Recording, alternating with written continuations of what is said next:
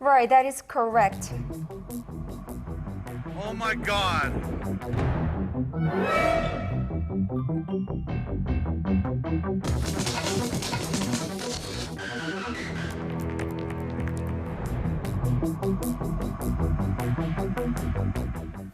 The U.S. National Transportation Safety Board handed out a preliminary progress report of its probe on Monday. Investigators are interviewing the plane's pilots to find out why the aircraft approached the runway at a slower than targeted speed. Our Hwang Ji-hye has our top story. While the National Transportation Safety Board is avoiding to jump to a conclusion, the agency's chairman Deborah Hersman said investigators were focusing primarily on why the pilots allowed the aircraft to lose speed excessively for landing.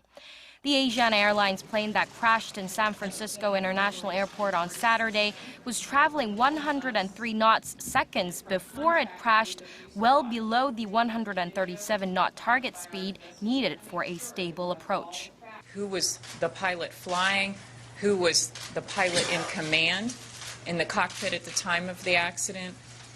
We're going to be looking to correlate all of that information with what we are finding on the cockpit voice recorder and flight data recorder.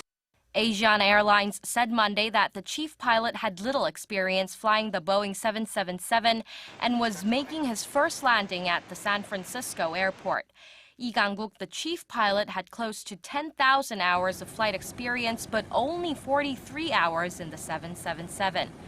He had flown Boeing 747s into San Francisco International Airport and was assisted on his flight by Deputy Pilot Lee Jung-min, who had about over 12,000 hours, including more than 3,000 hours in the 777. Asiana Airlines, however, has dismissed early speculation that pilot error led to the accident. 2 Chinese teenagers were killed and more than 180 passengers were injured when the airliner burst into flames upon landing in San Francisco. Hwang Ji-hye, Arirang News.